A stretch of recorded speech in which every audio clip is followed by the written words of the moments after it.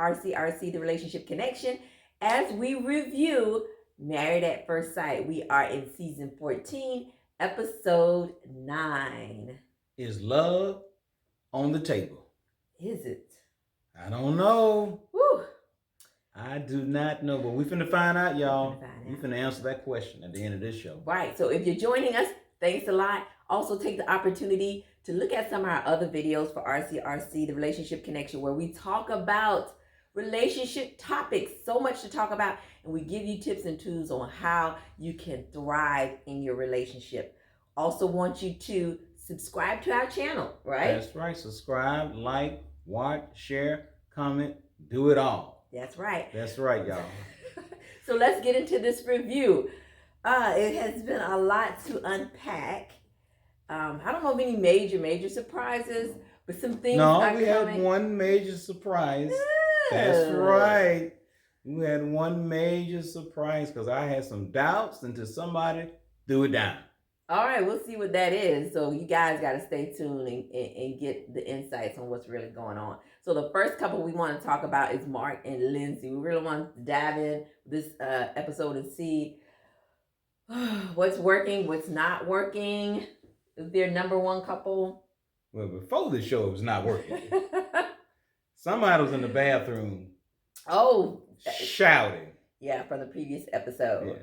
So they kick in this episode, and she talks about how she really wanted Mark to be apologetic, I believe. Right, she wanted to see was he going to do something that illustrated for her that he was caring, he cared about what was going on, he wanted to make up, and of course, Mark didn't do that. Right, it was still that person she was seeing on camera and not on camera. She said that again, that he's not showing her consistency with that. And they were just going through the motions until Mark finally said something.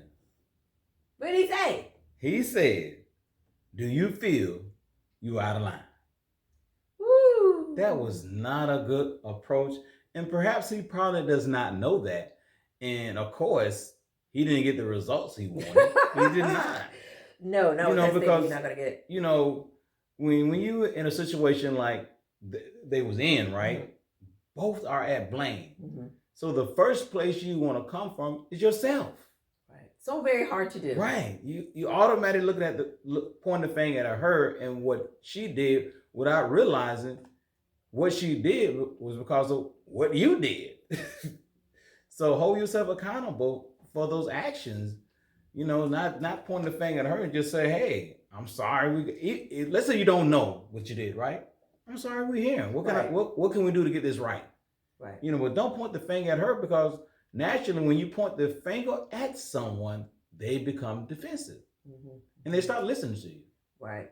The other big thing that happened in this episode for them is that her hope, she said a couple of weeks ago, was at 100% of being in love in the future. Making an effort. Making an effort. That's right. And now she's down to 1%. Which I didn't truly believe that. She's not down. I think that's over dramatic based on her. She was feeling frustrated and you know, doing this conversation.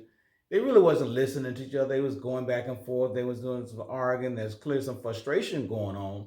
And so out of that frustration, here comes this 1% crap. You know, but he took it in vain. He said, "Okay, at least you haven't quit. I still got 1%." Yeah, because I don't know, to me, her at 1% means you're not finna get you might have nothing at all. I quit 1%. She's just that type of person. Yeah, that's like almost nothing. Right. But clearly she really was not there. Now she probably emotionally felt that way. Yeah. And she was doing what we always categorize that you shouldn't do, is lean with your emotion. That's what she's doing. That's why that 1% came out. Right. Yeah. And then the fact, what else with this couple during this episode was they talked about being in love. So a big thing was... the main topic of this episode was asking the couples, you know, about have they, you know, been in love with anybody. Okay? Yeah. So I think the big thing was the fact that he stated something about him going back to another relationship, you know. Which says he was not in love with nobody. That's what that says. Is that what that says? For me, when I was with this woman, right? And then I go to the next one, right? And I said, "Oh man, this one is worse than the one I had before. So let me go back." Come on, man. Even Lindsay thought that was crazy. Like, really, dude? Yeah. I never go back. Yeah, she said when she's done. It's the reason why it didn't work out the first time. Yeah. You're going to go back to the same thing that was going on that created a separation. So, I mean, have you ever had thoughts about going back? No. Go back for what? It didn't work. We separated. I'm done. I'm moving on. Forget that. That's in the past. I'm going forward in the future, y'all. Okay, you're done. So you asked that question. You must have thought like that before. You asked the question? No, A curious mind want to know, Charlie. Did you backtrack? Mm. Did you go back? Mm. And because you're with me, we know it didn't work out. I think it's sometime in when we're young, we may, something didn't work out. Yeah, maybe that you might have like children from somebody or whatever, and you're young, things didn't work out. Not to say that you go back, but you've had a thought or something. You had a thought. Just speak for yourself. And then you got slapped back into reality. But speak for yourself. You had a thought. Yeah, because I can't say that I ever went back. But you had a thought of going back. And then I slapped back into reality. Okay. Yeah. Well, maybe it was better when I was with Joe who cheated on me. Because for me, when I think about it, that whatever that thing is that really broke us up, it's still there. I don't know. But unless the person has changed. But you're not gonna know that till you get with them. I'm pretty sure there's some successful relationships out there where somebody had broken up or divorced or whatever, got remarried. People do it all the time. Right. And they continue on to a successful relationship. That is true. But some of the dynamics is the person you're with that makes your relationship successful. So naturally when I'm with you, it was not successful. Thanks. So, for myself, I can look at myself now and say I'm in a successful relationship because of me. Okay. Right. All right, so let's move on to their outing. You want to talk about their outing? What they did for each other? Thought was a grand gesture? The initial approach by Mark was jacked up. Okay, and that's why there's frustration, argument still going on. Right. So I guess he went into his book of how to make Lindsay feel good, right? And he brought it on. Yeah. That was really, really good what Mark did. And as you see, it calmed the water. Yeah. And then you could actually see that she didn't really mean 1%. Yeah. You saw it. Man, that was great. Mark, if you was close enough, I would shake your hand. Okay? Because you did a really good job. And what made it so powerful, you did something solely for her. You don't even like that kind of food. Right. So he did the sushi. Right. And then eventually turned toward the end of the show. She went with him or took him to a batting range. She turned the favor. Yeah. So you did something solely for me. So now I am going to do something solely for you. Yep. So now we both are getting something we want out of the relationship based on how we feel about each other. Right. And these things what makes relationship work when you can put their feelings before yours. Mm-hmm. It's not about me liking the sushi. It's about you liking the sushi. And therefore, since you like that, that's what we're going to do. Right. And that was powerful. That was powerful. Congratulations, Mark the Shark. You put it down on this episode. All right, so let's move on to the second couple that we're discussing right now. It is Steve and Noah. And a lot of good things happened with in this episode for them. They started off really good. Man, that was really good. I love the treasure hunt. I did too. It was great. It was a creative. Yeah. It was on a scale of being adventurous because Steve liked being adventurous. So that's catered to something that he likes. Yeah. So she said, look, we messed up the other night and stuff, and had some conflict going on. Let me do something that my spouse is going to enjoy, something adventurous. And she put it down. That's right. She really put it down, and it helped bring their relationship together. But it didn't end there. No, it did not end there. It went on to when they had the conversation about talking about being in love. Right. And her concerns were that, he really wasn't forthcoming on discussing it, really talking about himself. Right. On if he was on the path to saying. Now, because he mentioned he was in 5 relationships, right? He mentioned he was in 5 relationships. And she asked, well, was you in love with those relationships? I think I was. Now, when you say, I think I was in love, that really means you was not. That's what that means, okay? Yeah. So, they went there. He's hesitant again. Right. Right. I really don't want to go to this love area, right? Mm-hmm. But something on the inside, y'all. Well. Something on the inside, y'all. Uh-huh. Something on the inside. Okay. Yeah. I don't know. I think maybe he realized that he needs to be more expressive. This is what your wife needs. That's right. You got to move out of that comfort zone and talk, because there was questionable. We were wondering if Was he committed? Are you committed to this relationship? Because you ain't committed to a job. Because clearly, by your answer to being in love before, we saw that you're not being in love before. So maybe you got some commitment issues. You don't have a job. So you're hesitant about saying I love you. Even seem like going to the process of being in love with your spouse. So those became red flags. Okay. Right. So they did good, and then I didn't really show a lot of major things there, but but he finally said those 3 words that women love to hear. What was it, Charlie? I love you. You love me? I do love you. I love you too, Charlie. We love each other. So that is, we do. But his way of showing it and expressing it, they had the little beach. He set up the little beach picnic, and he tried to recreate the scene of when she told him that. That was, and so he said it. Yeah, that was so powerful. Again, another guy, another couple really putting it down for each other. Initially, she did something for him, the adventure stuff, right? He went along this adventure trip and he found her and stuff, and it became magical. Okay, so then she turned it around. I mean, I'm sorry, he turned it around. Right. Okay, he brought her to this place of memories, of beautiful memories that they shared together and stuff, and then he echoed those words. One thing that also we have to acknowledge that is powerful is when the ladies got together and they went to a spa day, and where Noah talked, and she said, who you marry. When you marry your spouse, you're marrying their inner child. You marry everything with their issues. You're marrying their beliefs, whatever it is. That is something I think we really don't look at. You don't think about that. We don't think about that. But you marrying his past. You marrying his belief. You marrying his inner thoughts, and vice versa. Things they haven't overcame yet. Right. Things they're struggling with. That was very powerful for her to recognize that. Yeah. Okay? And of course, some others saw it, and they saw that. So this is some real stuff going on. But I have to admit, Lindsay, Mark, and Steve and Noah, they put it down.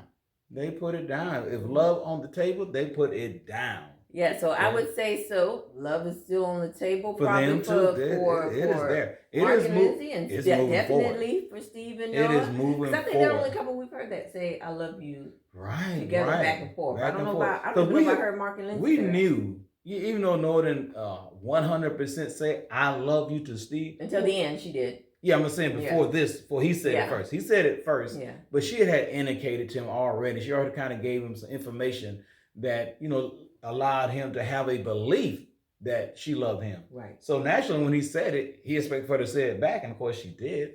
And it's very powerful in this episode of them getting together and connecting and stuff, right? We just got to see can they keep it going? Can they keep the I love you going? Because they're gonna have some more downs. Yeah. And always an important question is, can you navigate through these downs and learn from it, get back on the upside of the relationship, so that your love will continue to grow as you continue to get to know each other. Yeah, those 2 couples, man, I really enjoyed the results from them for this episode. Yeah, really good. It was definitely powerful. All right, so let's move on to our third couple of discussion this evening, which is Michael and Jasmina. All right, Mike. So they started out with a picnic. Mike really wanted it. He knew how much the dog, I can't think of the dog name, Denny? Who knows? The dog. Means so much. Mr. Somebody, right? Jasmina. Right. So he really went out the way and did a little picnic for them, though. But he had gifts for the dog. All gifts for the dog. That was very creative, and it worked because that's something that she liked, and she really enjoyed that he took the time out to buy gifts for the dog. So I'm wondering if the expert said, okay, do something for your spouse, something that they really like. Somebody missed the mark, but we'll get to that. But think about that. So far, something that they really like, right? These 3 couples did it. Yeah. So, so that was Mike doing it for her. Okay. And then, but then they kind of got a hiccup there along the way. Yeah, because all right, their discussion during that picnic got a little heated, kind of started going left, y'all. And then I will admit, when he asked the question about how can I communicate better with you, how can we work on this, or whatever, Jasmina was getting a little aggressive there. She was getting aggressive. You can see kind of the frustration that she was illustrating toward him because of her thought process that this is something you should already know. Yeah. However, that wasn't fair to him. There's so many opportunities, so many situations where people just don't know. Age doesn't make me know. Surely does. It's my experience, what I'm exposed to, maybe some books I read and things I learn as I go along the way. However, there's some things we could be at the same age. You know that I do not know. Right. So, she want to be mindful of that and don't put your spouse in the same category that you're in. Yes, maybe you're an excellent communicator, but he may not be. Right. Then you help him along the way. Like he was saying, hey, help me out. Yeah. And open up your heart to help him out, especially when he's showing that, hey, I know I have some issues in this area. I just need some help. Right. So he did get a bit somewhat annoyed, and she stayed, right. And and they was able to navigate through that and kind of calm the waters. Right. Which is great. It's showing that they're improving their relationship. Right. And then they did not let it explode and go to this place, and maybe they start doing the silent treatment toward each other, not talking and stuff. Or if they are talking, they're not talking with substance. So. All right. So then we move. Then we kind of switched the tables a little bit. She did something for him. Right. She knows that he likes the gym. He loves to work out. Right. So she made up her little gym. Yeah, Jasmina's gym. Yeah, that was very clearly, as he very stated, creative. She doesn't exercise. And then it was very powerful because here's another couple where one couple has did something for their spouse, or one spouse that did something for their spouse, and then vice versa. In other words, all these couples are doing it to each other to help improve the relationship. Yeah. And that's what it's about. Yeah. You do for me, I do for you, as we call it a quid pro. What is it? What was that? Quid something like that, y'all. Y'all know what we're trying to say. But anyway, so he did something for her. Now it's her turn to do something, and it became very, very powerful. Yeah, it was needed. It was definitely 100% needed, though, because he did something that a lot of men don't do. Cry. That's right. And then on camera.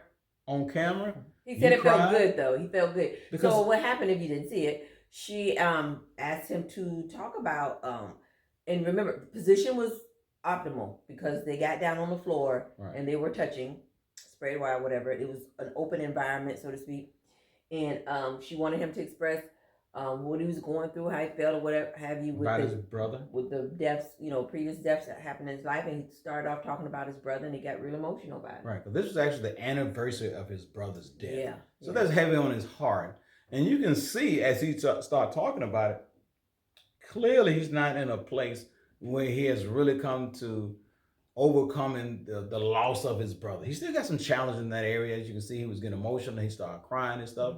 But this is very healthy for their relationship because it brings about an understanding of who he is. And she can see that just by the tears coming out of his eyes, and then it became therapeutic.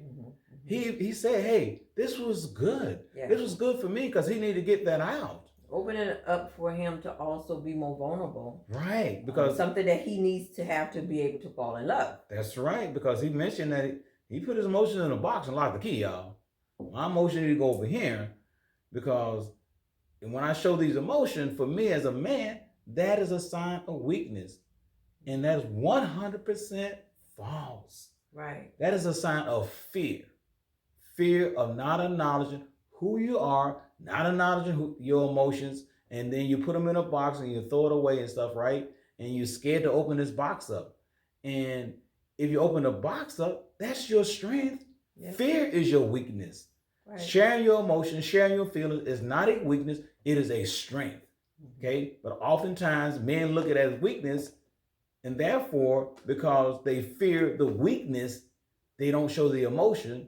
And actually, they illustrate fear, which fear is the real weakness. Yeah, that's powerful. That's powerful. So that gave him an area to bond on, and she was grateful that he did open up. That's So right. that was good. That's moved. It helped move they help move their relationship forward. Moving forward in the relationship as you navigate these things and you overcome the challenges and you get to know each other and you get understanding, your relationship will improve as you go along through this process. And that's what this process is all about. Yes. Is marrying you. Now I got to get to know you and to understand why the expert selected you for me. Yes. That's what it's all about. That's what it's all about. And That's right. Making something of it to grow together. That's right. Because you get we staying married at the end of this process. Instead of I want a divorce, because at the end of the process, I don't think none of these couples want a divorce. All of them want to stay married, right? Because the purpose of them getting on the show. That's our hope. Yeah, that's the hope for it. Yeah, it's to find that one that you can stay with for the rest of your life. Okay. All right, good deal. Yeah. All right, so let's move along and get to the last couple that we are discussing today.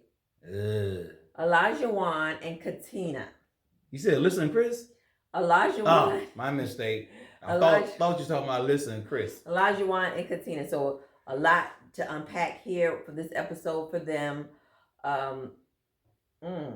So it started out. Let's talk about how it started out. Ask the questions again and stuff. Well, before we get let's start out about the disagreement they had the night before. So they had a disagreement the night before because Olajuwon wanted to clean up the house before he went to bed, and Katina really went into it, right?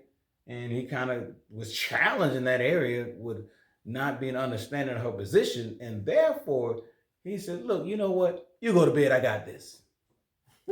Oops. So that statement itself was not meant for her to go to bed in his mind. Oh, so he ain't acting like a woman. Is that acting like a woman? People like to say that. Like women like to throw out stuff that they really don't mean. Yeah. But gonna see if you're gonna do it. See if you're gonna do it. If you do it, then it's gonna come back in your face. And that's exactly what it did. It came right back in her face. His face. His face, yeah, I'm sorry. And right back. And, he just didn't understand why she didn't want to stay up and clean. But you did say you can go to bed. So be careful what you say. Right.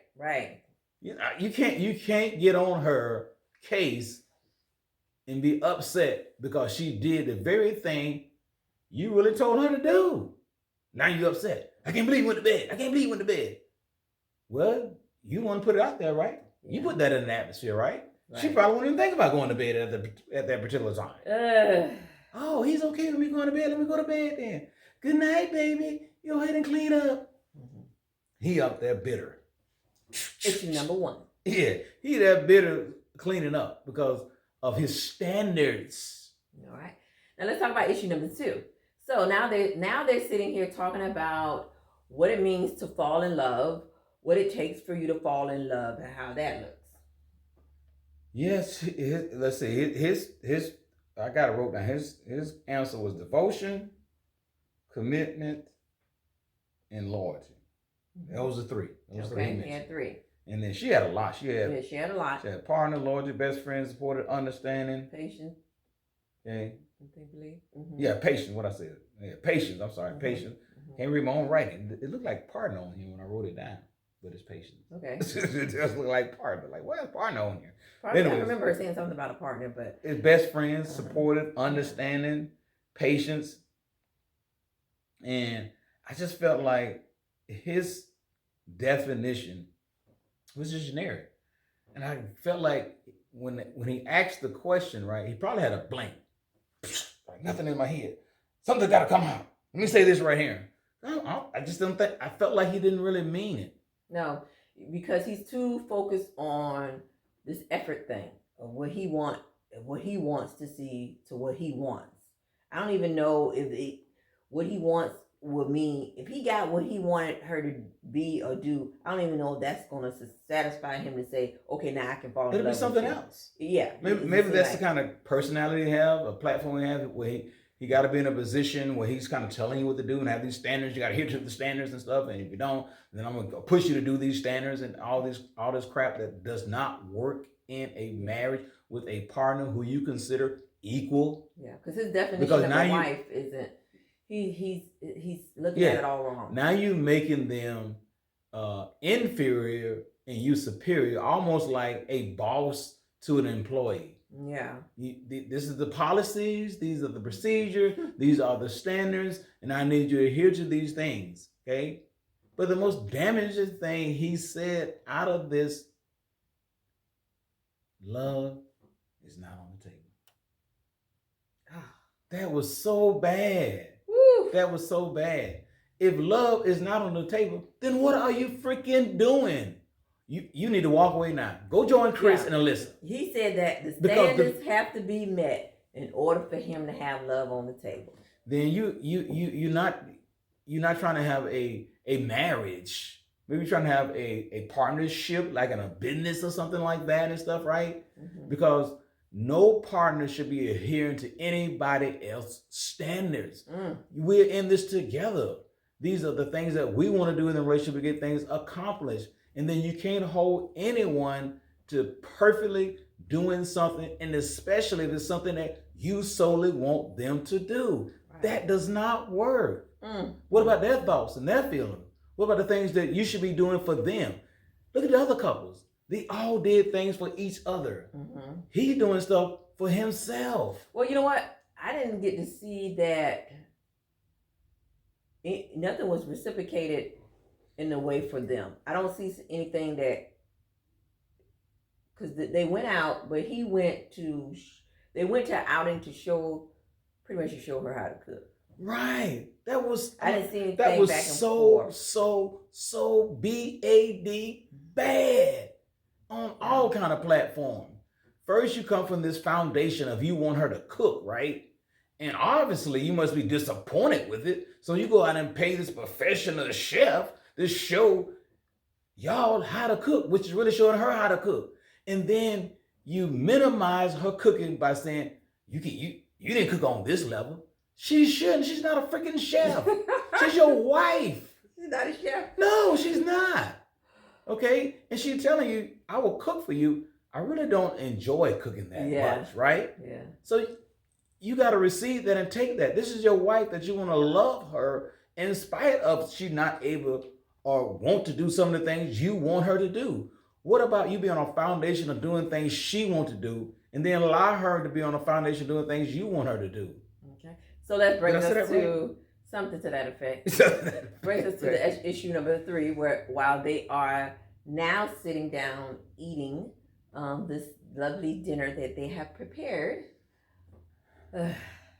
That a dinner that included teaching your wife how to cook. And this is supposed to be a date that y'all going to enjoy? I don't think so. The only person getting enjoyment out of this is you, because it's solely based on what you want. Now let's go back to earlier also, I think, and when we were talking about issue number 2, when they were discussing what didn't happen about falling in love and the fact that she doesn't cry in front of a significant other anymore. She did that. She used to do that with a previous, and he would be abusive. She's in an abusive relationship, and he said, when you cry, that's a sign of weakness. So she received that. Yeah. She received that going forward. She said she cried alone. I'm not going to cry in front of anyone because I don't want them to see me as being weak, which is not true. It's 100% not true. And he mentioned it's not true. Right. That might be the only good thing he said in the whole conversation, because he continued on to demoralize her. Right. He challenged her as a wife. He challenged her even as a woman. Right. Come on, dude. If you want to do any challenging in your relationship, challenge yourself as a man and a husband in a relationship to do the right thing, to take care of your spouse, to protect her, to demonstrate that you can be trustworthy in the relationship, that if she give you her heart, you're going to take care of that. You're not doing those things. Yeah. It just seemed like once he found out that she didn't cry in public, now my mission is to make you cry. Good grief. Well, you did it, dude. You did a really good job of that. Okay? And you know what we call those people? Creeps. Creeps. That's what we do, man. Because that was very, very bad. He was stated he wanted to see if she was woman enough for him as a wife. Wow. Right. And another damaging thing that was said, there was so much damaging stuff that was said. he wanted to. He was not in. He was into this this program or whatever have you for a wife, not for to individually grow somebody. What you there for then? I want her to already come. You're not gonna help her grow. Y'all not gonna learn together. It's so crazy. And you know the problem with it, he just don't know what it means to be in a marriage and to be in love. He doesn't. And the most important ingredient he's missing is the love part. Mm-hmm. You know, I'm thinking just based on him saying a playboy, perhaps he's never been in love with a woman. Mm-hmm. He don't know what that looks like, feel like, or act like. He probably haven't really seen it growing up as a child. I gotta remember his childhood again, but something with him is a disconnect in how he should act as a man and a husband in a relationship. There's a disconnect there somewhere. Yeah, there's a disconnect. And and if he continue this path, they will not make it. They will not make it. He's gonna have to change. And I don't know, can he change? Because he's so embedded into what he see as wifely duties. Cleaning, cooking.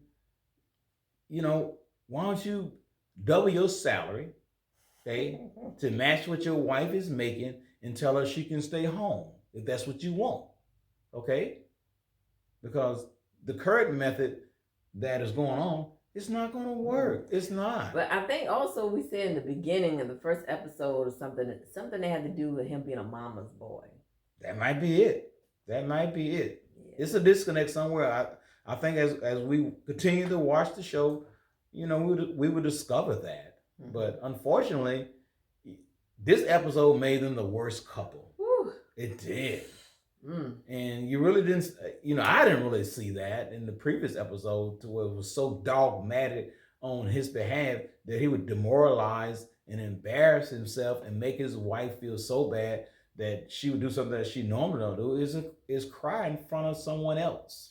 Well, I saw at the beginning that this was going to be a problem. All right, Charlie. Because he was just so dogmatic about wanting this person, and it was just so cavemanish as Pastor.